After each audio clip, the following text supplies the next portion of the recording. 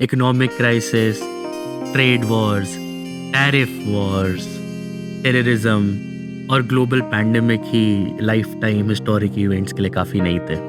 अब हम घुसने वाले हैं शायद वर्ल्ड वॉर 3 में। तो इस समय किसी भी नागरिक को कोई तरीका नहीं खोजना चाहिए रियलिटी से एस्केप कर। हम सबको पता है कि सबसे ज़्यादा इम्पोर्टेंट है इस समय मैक्सिमाइजिंग शेयर होल्डर वैल्यू, हमारे Q3 डिलीवरेबल्स मीट करना और मेक श्योर करना कि हमारी वजह से एक पॉजिटिव इम्पैक्ट पड़ रहा है फर्म के कॉर्पोरेट कल्चर और एनवायरनमेंट पे। बिल्कुल भी रियलिटी से एस्केप करने की ज़रूरत नहीं है।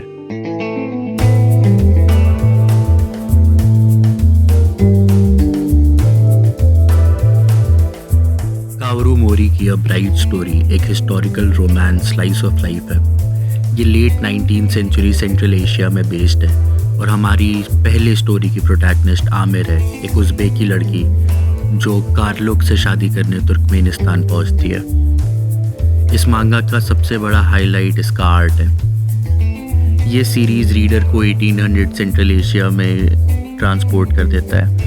रोडियो फेस्टिवल्स, एम्ब्रॉयडरी पैटर्न्स, किस तरीके से लोग अपने फैमिली की इंटरनल हिस्ट्री पास करते थे आर्ट के ज़रिए। 19th century central Asian region में बेस्ड ये मांगा हमें डे टू डे लाइफ दिखाती है उस समय के लोगों का। ये मांगा पढ़ते वक्त ही मुझे पता चला था पहली बार कि पर्शियन और टर्किश रूट से जलेबी इंडिया में आई थी और मुझे बहुत पसंद है भाई जलेबी।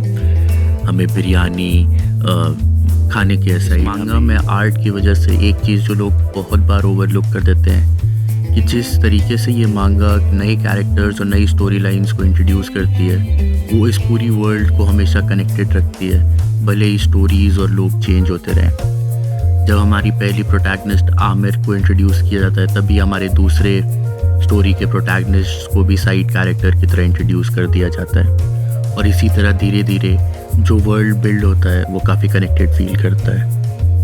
फिर old knight on the frontier या फिर बार्ड रोइन एक रिटायरमेंट जर्नी की कहानी है। पीपल्स नाइट की तरह जाने गए अपनी जवानी में बार्ड अब अपने रिटायरमेंट की तरफ आगे बढ़ते हैं।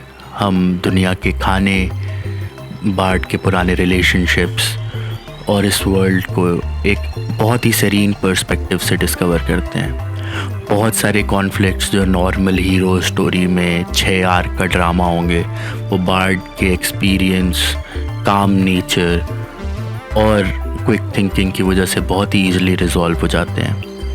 ये स्टोरी बेसिकली उस मीम की तरह है जो रिसेंट डेज़ में तुमने देखा होगा कि I forgot this is what the life is about. वो तो बहुत ही एक सिंपल सेरीन कामिंग रिलेशनशिप्स पे बिल्ड मांगा पढ़ने के लिए do check out old knight on the frontier. कहीं कहीं पे बार्ड रोइन नाम है, कहीं कहीं पे बार्ड लोएन नाम है, तो प्लीज़ जो भी है खुद ही सर्च करना। अगली 3 सीरीज़ जो मैं रिकमेंड करूँगा उनका एनिमे और मांगा दोनों ही बहुत अच्छा है और वो मेन मैसेज क्लियरली कम्युनिकेट कर देता है दोनों ही मीडियम्स में। और उनमें से सबसे पहला है campfire cooking in another world. Fenrir, dragons, giant slimes सबके साथ एक कॉन्ट्रैक्ट बनाना लगभग इम्पॉसिबल है, मगर मुकोडा के पास एक स्पेशल पावर है। वो दूसरी दुनिया में हमारी करंट वर्ल्ड का ऑनलाइन स्टोर एक्सेस कर सकता है और इसी तरीके से फेनरीर और काफ़ी सारे लेजेंडरी बीस्ट मुकोडा से एक कॉन्ट्रैक्ट साइन करते हैं जिसमें उनका एक सिंपल एक्सचेंज होता है और वो है कि वो उनके लिए कुक करेगा। कॉमेडी, एक्शन और एडवेंचर से भरा हुआ ये मांगा आपको कुछ देर के लिए दुनिया की बकवास भुलवा देगा।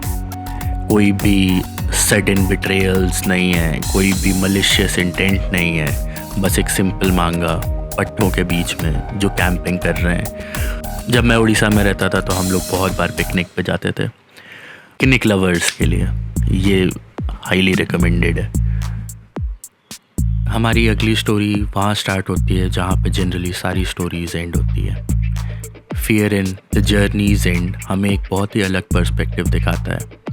जनरली सारी स्टोरीज़ के एंड में हमें कह दिया जाता है कि they lived happily ever after और वो खुशी खुशी अपनी ज़िंदगी आगे बिताए, मगर यहाँ पे हमें एक अलग पर्सपेक्टिव इसलिए देखने मिलता है क्योंकि हमारी मेन प्रोटैगनिस्ट फियरिन एक एल्फ है जिसकी एवरेज लाइफ स्पैन 2000-3000 साल के भी ऊपर जा सकती है। तो एल्फ्स के लिए जो कुछ छोटे मोमेंट्स होंगे वो हमारे लिए शायद 10 से 20 साल हो जाएं। फियरिन जब अपने दोस्त के फ्यूनरल के लिए वापस आती है तब वो एक्सप्लोर करना चालू करती है कि उनके एक्शंस थ्रू आउट जनरेशंस कितने लोगों की ज़िंदगी को इफ़ेक्ट किए हैं। फियरिन के लाइफ स्पैन की वजह से बहुत सारी चीज़ें जो हमारे लिए बहुत इम्पॉर्टेंट हैं वो टाइम के इस बड़े इन्फ्लुएंस के अंडर बस मीनिंगलेस लगती है। हम सेम साइकिल्स को फिर से रिपीट होते हुए देखते हैं, मगर हम ये भी देख सकते हैं कि लोगों का इस दुनिया पे इम्पैक्ट क्या रहा है। हम इस वर्ल्ड को एक काफ़ी इंक्विजिटिव नेचर के थ्रू परसीव करते हैं क्योंकि हमारी मेन कैरेक्टर ऑल्दो इतने साल जी चुकी है वो उसको नॉलेजेबल और क्लमजी दोनों एक साथ ही बनाता है। हम नए कंपेनियंस पिक करते हैं, हम पुरानी स्टोरीज़ का एक बहुत ही हैप्पी एंड देखते हैं और फियरिन के साथ हम इस वर्ल्ड को डीपली अंडरस्टैंड और इन्जॉय कर पाते हैं। कुछ कैरेक्टर्स होते हैं जो हीरो के डेफिनेशन को एम्बॉडी करते हैं। डेफ और म्यूट बॉर्न बोजी को पूरी सोसाइटी शन करती है। टेक्निकली फर्स्ट बॉर्न प्रिंस होके भी मर्फीज़ लॉ ऐसा लगता है कि सिर्फ इसकी ही ले रहा है। ये सब होने के बाद भी बोजी एक बीकन ऑफ होप की तरह पूरी दुनिया में ब्राइटनेस फैलाता है। चाहे कोई भी दिक्कत आ जाए, पूरे दिल से रोना करने के बाद बोजी फिर से खुद को उठाता है और अपनी दिक्कतों को हेड ऑन फेस करता है। एक होप से भरी ये कहानी हमें बहुत ही अच्छे जर्नी पे लेके जाती है। अगर आप पहली बार मांगा पढ़ रहे हैं तो इसके आर्ट से डिस्ट्रैक्ट मत होइएगा क्योंकि ये एक हिडन जेम की तरह है।